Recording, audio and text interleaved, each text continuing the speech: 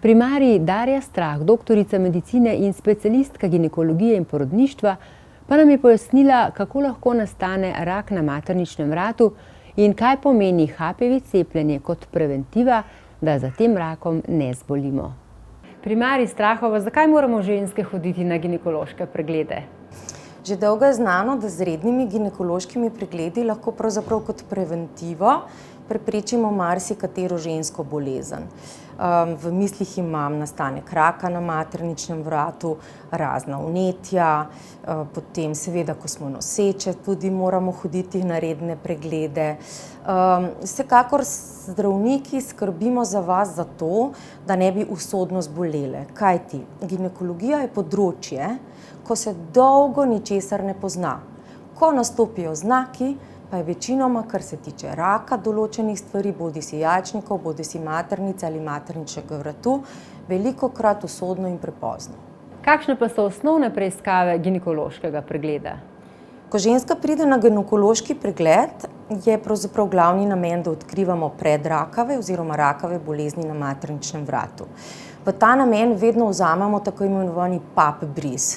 To je verjetno dosti popularna beseda, ženske vedo, zakaj gre.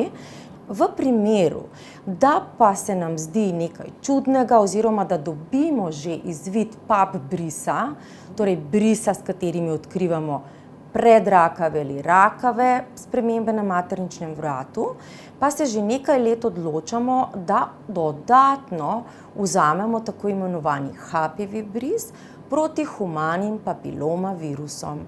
Dokazano je prvič v zgodovini medicine, da je, zato je bila tudi podeljena Nobelova nagrada, izjemna vzročna povezava med okužbo ženske s humanim papiloma virusom in nastankom raka na materničnem vratu. Primarij Strahova, povejte nam, pa se da raka materničnega vratu na kakšen način preprečiti? Rak materničnega vratu se da z lahkoto preprečiti.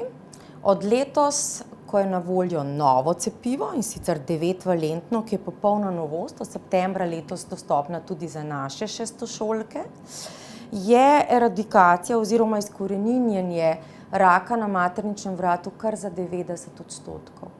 Prvič v zgodovini medicine je dokazano, da je rak materničnega vratu ne nenalezljiva kronična bolezen, ampak nalezljiva kronična bolezen. Vzrok za raka je humani papiloma virus. Ker je to virus, DNA virus, se lahko proti njem borimo na dva načina.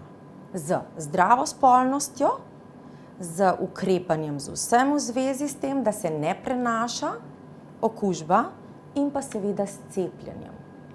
Cepimo pri nas deklice, priporočljivo je, da bi cepili tudi dečke. V Avstraliji, Avstriji, Kanadi in Ameriki se dečki že cepijo.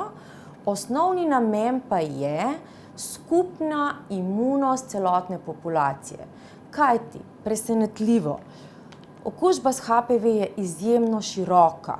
V razvoju spolnega življenja vsake posameznice in posameznika se praktično okuži vsak drugi človek.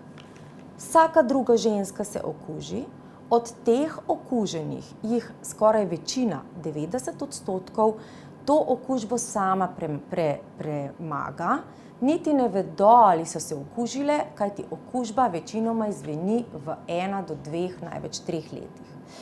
10% ljudi, ki pa so se okužili, pa te okužbe ne premaga in nastopi kronična okužba s HPV, ki vodi v predrakave in rakave spremembe.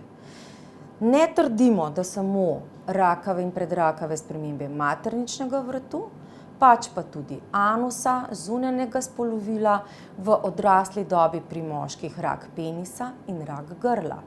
To so vse posledice trajne kronične okužbe s HPV-om. In cepivo, ki je pri nas v cepilnem koledarju, v nacionalnem programu, ki je brezplačno, je na voljo vsako leto. Želim si kot strokovnjak, da bi bil odstotek precepljenih deklic veliko višji, pri nas je zelo nizek, približno 44% po zadnjih podatkih. Varira precepljenost po posameznih regijah, konkretno v Ljubljani samo 28%. Precepljenost mlade populacije v Angliji recimo znaša med 80 in 90%. Torej, če želimo neko doto dati svojemu otroku, ne glede na to, da so zdaj zelo slabem glasu vsa cepljenja, to za HPV cepljenje ne velja. Znan je povzročitelj, znano je cepivo, ki bo preprečilo raka na materničnem vratu, je brez kakršnihkoli resnih stranskih učinkov varno in priporočljivo.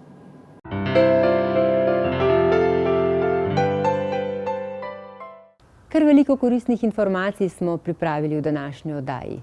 Upam, da vam pridejo prav, ko jih boste potrebovali. Lepo se imejte in nasvidenje v naši prihodnji oddaji.